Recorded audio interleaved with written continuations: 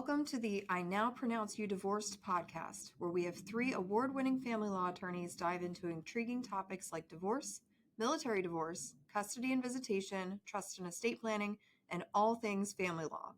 Join us as we provide a comprehensive viewpoint through the eyes of our experts and guests, aiming to educate and soothe our listeners. Get ready to tune in because I Now Pronounce You Divorced starts right now.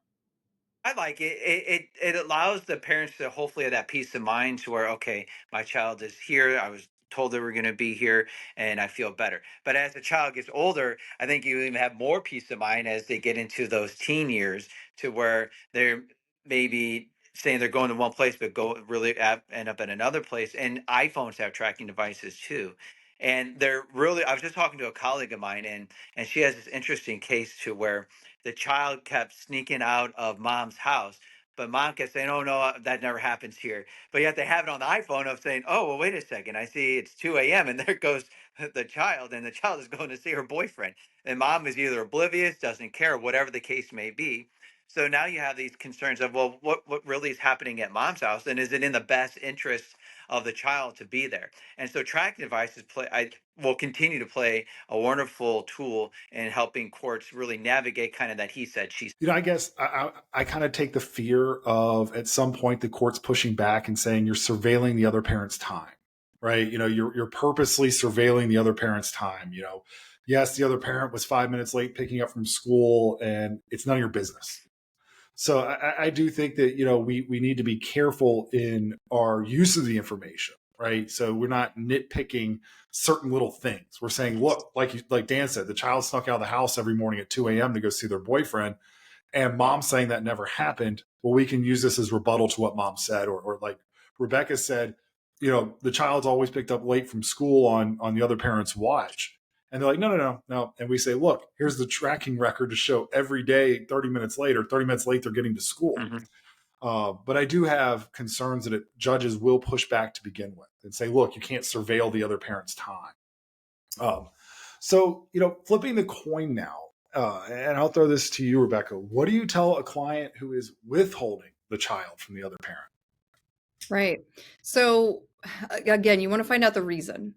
Is there some sort of history of abuse? Is there some sort of health issue with the child? I previously had a case where mom had a very young child who had some really severe lung issues. And dad was a smoker, and dad lived with his mom, who was also a smoker. And every time the child would go spend any amount of time with dad, he would come back and have this lung issue. He would have to, go on inhalers. He would have to sometimes be hospitalized because his oxygen would get too low. It was pretty severe. And in spite of her repeated attempts, dad was just still living in this smoke-filled home, and not doing anything to accommodate the child and the child's needs. And so in that situation, it was a safety risk, right? It was a concern for neglect. It was a concern for harm to the child. And in that situation, you want to document the reason, right? So we can pull the health records and show child went to dad's house on this day, child had to be hospitalized the following day and had, all these other issues as a result. We also got a guardian ad litem involved who went to dad's house and was able to say, yeah, the walls are covered in smoke. This has been a smoked in residence for the past 20, 30 years, something like that. And so we were able to put the pieces together where we could explain to the judge, Your Honor, this is the reason for it. This wasn't just her being malicious. This wasn't just her wanting to withhold the child. This was child cannot spend time at dad's house without a health risk or a health concern. And I advised her that we can meet at public places, right? You can go meet him at the park. They can spend time at the playground. They can maybe go out to eat or, something like that.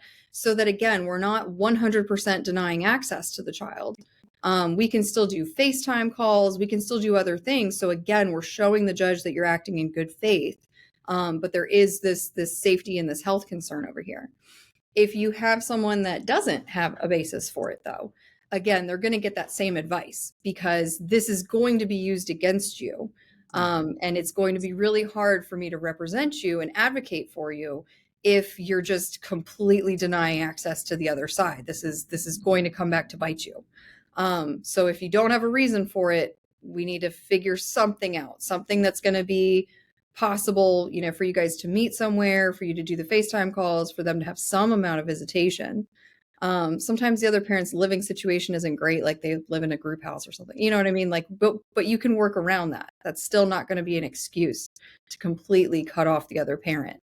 And if the client still continues to do it, we're going to be really limited in in what we can do for you at that point, unfortunately.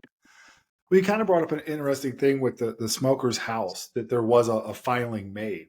So when your clients started withholding the child for what seems like it was a good reason, how long did you wait before you filed something with the court to get ahead of an opposition filing?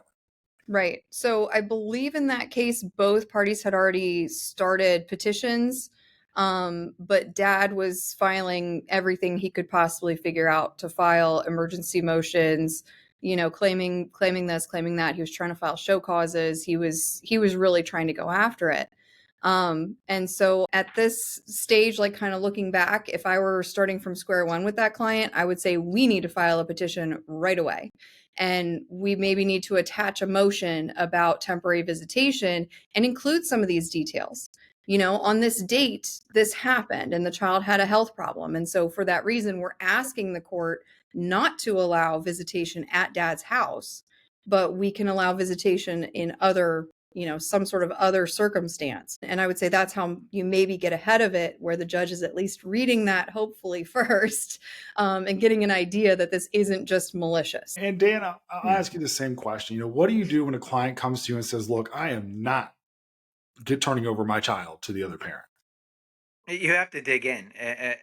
As lawyers, we ask questions, right? Just is innate in us, and so we need to figure out what is going on. Because if there is a good faith basis for the denial, then we can reach out to the other side if they're represented. It's always better to talk with another attorney, but if not, then try to reach out to see if we can't come to some type of amicable resolution. But if we can't, then we have to file with the court, especially if there's no filing currently in place.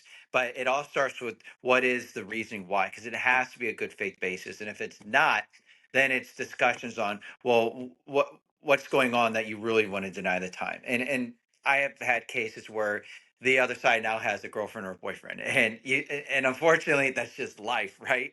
And they just like, there's no way, I don't want them to be around them. Well, the court could care less. At least I'll press it where I practice in the states I'm licensed. Judges don't care if someone else gets remarried or has significant others. It's what is going to be that effect on the child. And if there's no effect, and there's nothing that can be done. But if you do have some concern, then just kind of start talking to the parent, and be open about it. I have some concern that you're seeing someone new. Is this an appropriate time to introduce our child to them? And then just make sure you have those frequent, meaningful contacts with the other side, and then document it. And then if the child comes back and has some concern with the other parent's significant other, then you can take it to the next level. But if it's just because you woke up one day and like, you know what, I don't want my child to see the other side, that's not going to fly. And we have to advise the client, you can't do this. And if you continue to do this, then here's are the remedies that could be available to the other side, and you could jeopardize your time. You could compromise that and put it in writing so they see it. It's not just a CYA from a practice side. It's individuals, including myself, like this. I'm visual, so you can tell me something. I may or may not hear it, or may not resonate. But if I see it, then there's something else that I can go back to and reference to. Or as lawyers, we can say, go back to I outline what could happen if you do this. This is something that you really want to do. And then if they still move forward with it, then we need to kind of flip on how we're going to represent them. And it's not that we're going to agree with what they did, but it's okay, what can we do to mitigate what just happened so you don't have remedies taken against you? But it all starts with, at least when I meet with clients, to determine what is the reasoning why, and go from there. And when you're talking to your clients, Dan, and you're digging in, and let's say you find something where the other child is in danger at the other parent's house, how do you handle that? It depends on what that danger is, because I mean, you got a whole range of things, right? From what Rebecca was saying to olive to abuse, or even some type of inappropriate activity, right? Whether it's drugs, sex, whatever. So find out what that is, and then how does that affect the child? And if it does fall into one of those categories, then send if they're represented, then I would contact the other side and say, we're not going to allow representation at that particular place because of whatever the reasons are. But if it's abused by the other side, then we want to let the parent know or the attorney know we're not going to allow this. And we may have to get in front of a judge because we have concerns that the child's safety is going to be compromised or jeopardized. And until that other side can get help, this is what we propose. And it could be a denial of time until that side seeks the appropriate help, or it could even be supervised just till that other side gets back on track. But I found in my experience, if we can offer not just solutions, but offer ways to be able to try to encourage that communication and visitation, that goes a lot further with the judge. But there are going to be those times that we've talked about to where it is in the best interest of the child that they just do not see that parent. And until that parent can seek whatever help it is that he or she needs. So, and I'll stick on this idea with you, Dan. When you have this situation which is causing harm to the child, let's say there is something causing physical harm to the child, how does it play with the court when the other parent allows visitation to continue to happen a little bit and then says, you know what, this Yeah. harm has gone too far? You come across that, and unfortunately that does hurt the case because it's hard to argue both sides. You can't say, well, I fear for the life safety of my child because of XYZ, but oh, I'm going to let mom or dad see the kid. Oh, now I'm afraid. So it's either you are afraid and you don't want the child to see them, or you're not and the child can see them, because you're making the case for the other side. Because if I'm representing the parents being denied time, I'm going to say, well, wait a second, you didn't care on this day, you didn't care on this, but you carried on here. So it doesn't make any sense. And that frustrates the courts because then you're wasting judicial time when there's so many other issues that the courts can be involved in and help out with, to where in this situation you got one parent playing a game with the other. And it really, at the end of the day, it hurts their credibility of their case, but also hurts the credibility of that parent and the veracity of that parent.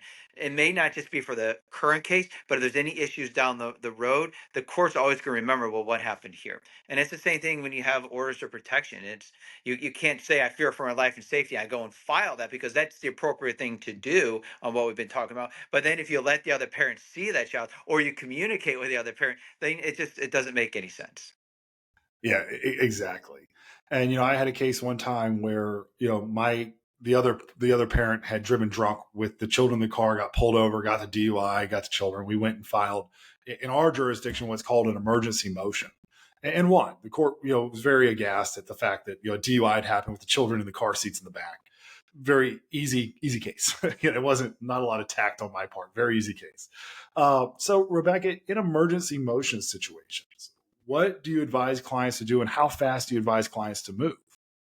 Yeah, so if you're checking any of those boxes, right? Abuse, harm, neglect, risk, something along those lines, you want to make sure you're filing something right away. And a lot of jurisdictions will push back on you when you show up at the courthouse window and you say, I want to go see a judge today or maybe tomorrow.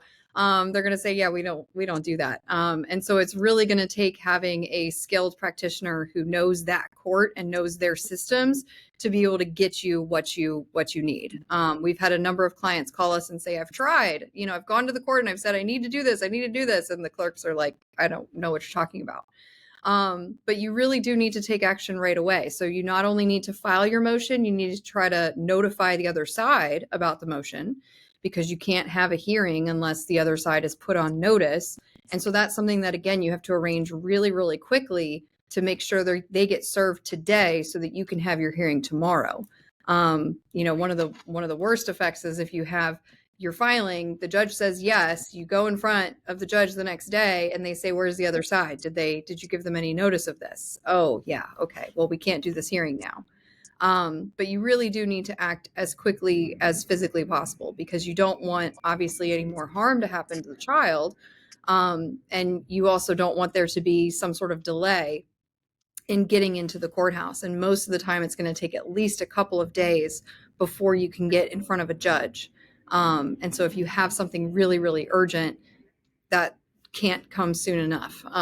If there's something else, though, that maybe the police can intervene with, you may also make a call to them. The courts can only act so fast. The police can go a little bit more quickly sometimes. Yeah, and Dan brought up a wonderful idea too. The protective order of protection. You can seek an order of protection, a protective order on behalf of the child. in a situation where the court sometimes just can't move fast enough. If something happens at 4:30 on Friday, an order of protection, they can go get that from the magistrate and start making moves with the police and everything like that. Mm-hmm. Dan, how do you handle situations where you and your client talk and you see something that's very bad, like a heightened level of corporal punishment? And then you get in front of a judge that just looks at even videos and marks and bruises and gashes and everything else that you can imagine that's bad. And the judge goes, well, that looks like normal punishment to me. How do you handle that? Well, fortunately, it hasn't happened too often, but in the situations where it did, it was more of the. Actually, I've been on both sides. I've been on one side where the judge, said, "Yeah, I don't believe in spanking my kids," and just a tap on the butt was child abuse. But there was no bruises, no marks, nothing that you described, and so my client was going to be punished. But fortunately, we were able to take that up on a writ because it was in the middle of a case. But if you're in front of a judge who and you have that evidence that you described, usually if you're dealing with something so sensitive like as far as abuse or any type of inappropriate activity, I always want to see if I can seal the file first, because you don't want it to be a matter of public record and have anyone be able to potentially have access to that. And then another remedy is in-camera review. I'm always a big proponent if the judge is hearing cases from the bench and you have other attorneys there, to be able to go back in chambers and discuss, especially if it's something that's so sensitive that you just want the judge to be able to weigh in without outside influence as far as having others hear it. And then talk to the judge and let the judge know, we have some evidence that could be damaging or harmful, but it's also very sensitive to the child. And here's, if it's my client's the one that is being accused of it, then I usually try to be a little bit more proactive and have a guardian ad litem appointed to the case so we can get ahead of the game and figure out, okay, what happened, what led to that, if there really was those types of issues going on, and then if there was, to have those hard discussions with the client, because you have to be able to advocate for them. Even if your client's in the wrong, you don't just give up. It's okay, do we need to go to anger management courses? Do you need to seek professional help of some type? Let's get you in that, because in the interim, you may not see your child. But if we can show that you own what you did, you know what was wrong, you're taking the steps to try to help yourself, then that will go a lot further in the court system, because we may have to start slow and go from limited time with supervised visitation to more time to unsupervised, and hopefully back to where it was. But if I'm on the other side, then I take a little bit more aggressive approach in saying, listen, judge, this cannot happen. And if the other side hasn't taken any of those remedial steps, I like to point that out to say, judge, regardless of what the situation is, there's harm to the child, so we need to remove the child. The court is under a duty to appoint a guardian ad litem, at least where I'm licensed. If there is harm to the child, then the court has to appoint a guardian ad litem, and then let the advocate for the child to be with that parent until further order of the court. And that might be even just permanently modifying, and then let the burden shift to the other side to down the road come in and file a motion to modify. Yeah, I think what you said there was very important. When you're talking about working with an attorney that's truly your partner through this process, they need to be able to be open with you and say, look, you're in the wrong. We know that. Now let's take steps to see what we can do to fix this. And I know as a practitioner, I've walked into court so many times and looked at the other side saying, man, if your attorney had just advised you to go to anger management or some sort of parenting classes, I wouldn't be able to do what I'm doing today. And, I've got to advocate zealously for my client, but we can still see it from the other side and say, well, if you had done anything to mitigate what had happened here, if anybody had been honest with you, and that's what's so important when you're looking for an attorney and you're working with the right advocate for you, they are going to be a partner. They are going to tell you the truth. So, if you or someone is going through divorce and you're truly looking for somebody that's going to be honest with you and your partner, give us a call. It's these conversations like this that sometimes get difficult, but they are very good to hear. Look, hey, I'm not always in the right. And if I'm not in the right, you're going to tell me how to get in the right. Or you're going to tell me how to fix it. Or, hey, the other side is very wrong, but you're going to tell me what to expect when I call the police. So if you or someone could really benefit from this information, please pass it along, click like and follow us. And we look forward to joining you next time. Thank you for tuning in to our podcast. If you found this episode helpful and you want more informational content, please be sure to subscribe and join us on all major social media platforms, including YouTube. Stay connected for more exciting updates and tips.